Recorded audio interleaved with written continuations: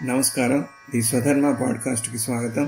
నేను మీ host doctor MV Sai Kumar, founder of Swadharma Rakshana foundation based in Hyderabad, Telangana.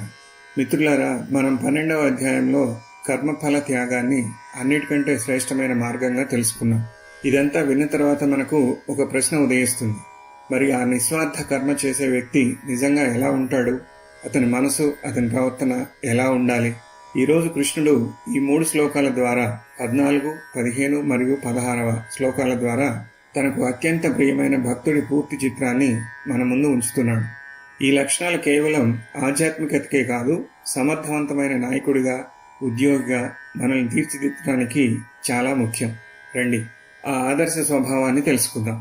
14వ శ్లోకం అంతర్గత స్థిరత్వం. ముందుగా భక్తుడి అంతరంగిక స్థితిని తెలిపే 14వ శ్లోకాన్ని చూద్దాం. సంతుష్టః సతతం యోగి యతాత్మా దృఢనిశ్చయః మయ్యర్పితమనో బుద్ధిర్ యో మద్భక్తః సమే ప్రియః.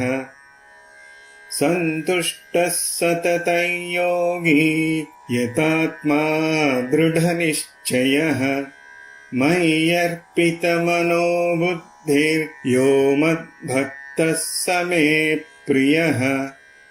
ఇక్కడ కృష్ణుడు 4 అంతర్గత లక్షణాలు ఉండాలని కోరుతున్నాడు.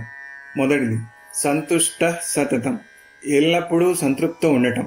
అంటే మీ లక్ష్యం వైపు కష్టపడుతున్నా ఈ క్షణంలో ఉన్నదాని పట్ల కృతజ్ఞతగా ఉండటం. రెండవది యోగి యతాత్మా, ఎప్పుడు ఆత్మని అదుపులో, సెల్ఫ్ కంట్రోల్లో ఉంచుకోవడం, భావోద్వేగాలకు లొంగిపోకుండా స్థిరంగా ఉండటం. మూడవది దృఢ నిశ్చయ, చెక్కు చెదరని సంకల్పం కలిగి ఉండటం, భగవంతుడిపై, మీ స్వధర్మంపై పూర్తి విశ్వాసంతో ఉండటం. నాలుగవది మయ్యర్పిత మనోబుద్ధిర్, మీ మనస్సుని, బుద్ధిని కృష్ణుడికి అంకితం చేయటం. అంటే మీ ప్రతి నిర్ణయం, ఆలోచన ధర్మానికి అనుగుణంగా ఉండాలి. సారాంశం: స్థిరమైన సంతృప్తి మరియు బుద్ధి నియంత్రణ అనేవి ఆదర్శ భక్తుడికి పునాది. 15వ శ్లోకం సామాజిక సమతుల్యత. అంతర్గతంగా స్థిరంగా ఉన్న వ్యక్తి సమాజంలో ఎలా ఉంటాడు? అదే 15వ శ్లోకం యొక్క ముఖ్యాంశం. యస్మాన్నో ద్విజతే లోకో లోకాన్నో ద్విజతే చయః హర్షామర్ష భయోద్వేగైర్ ముక్తో యః స చ మే ప్రియః. యస్మాన్నో ద్విజతే లోకో లోకాన్నో ద్విజతే చయః హర్షామర్ష భయోద్వేగైర్ ముక్తో యః స చ మే ప్రియః. ఈ శ్లోకంలో 2 సమతుల్యతలు ముఖ్యం. మొదటిది సామాజిక శాంతి, రెండవది భావోద్వేగాల నుండి విముక్తి. మొదటిది సామాజిక శాంతి. ఎవరి వలనైతే లోకం కలత చెందదో, మీ మాటలు, చేష్టలు, కోపం వల్ల ఇతరులు భయపడకూడదు, ఇబ్బంది పడకూడదు. మీరు ఇతరులకి శాంతిని పంచాలి. లోకం వల్ల కూడా ఎవరు కలత చెందరో, ఇతరులు మిమ్మల్ని విమర్శించినా, ఇబ్బంది పెట్టినా మీరు మానసికంగా స్థిరంగా ఉండగలగాలి. రెండవది భావోద్వేగాల నుండి విముక్తి. హర్షం అంటే సంతోషం. విజయం వచ్చినప్పుడు అతిగా ఉప్పొంగిపోకూడదు. అమర్ష అంటే కోపం లేదా అసూయ. పక్కవాళ్ళు బాగుంటే అసూయ పడకూడదు. భయ అంటే భయం, భవిష్యత్తు గురించి భయపడకూడదు. ఉద్వేగై ఆందోళన, అనవసరమైన టెన్షన్ పడకూడదు.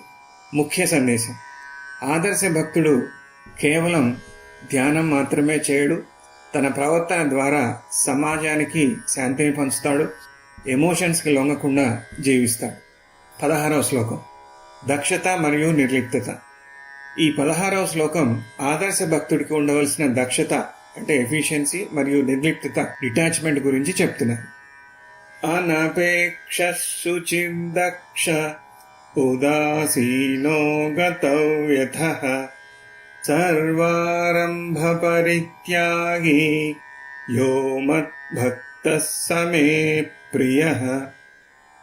అనపేక్ష శుచిర్దక్ష ఉదాసీనో గతవ్యథః సర్వారంభ పరిత్యాగి యో మద్భక్తః సమే ప్రియః.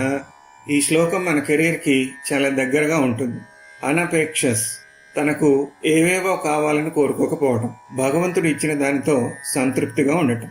శుచిర్దక్ష, శుచి అంటే మానసిక పవిత్రత మరియు దక్షత అంటే ఎఫిషియన్సీ కలిగి ఉండటం. గమనించాల్సింది ఏంటంటే భక్తుడు అంటే సమర్థత, ఎఫిషియన్సీని కలిగి ఉండాలి. మీరు మీ పనిని నైపుణ్యంతో చేయగలిగి ఉండాలి.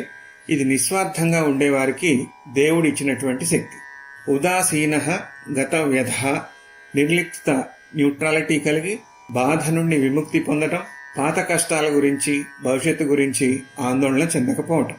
సర్వారంభ పరిత్యాగి, సమస్త స్వార్థ ప్రయత్నాలని వదిలివేయటం. అంటే నా పేరు కోసం, నా లాభం కోసం అనే ఉద్దేశంతో పనులు మొదలుపెట్టకుండా ఉండటం, కేవలం ధర్మం కోసం, స్వధర్మాన్ని నెరవేర్చడానికి మాత్రమే పనిచేయడం.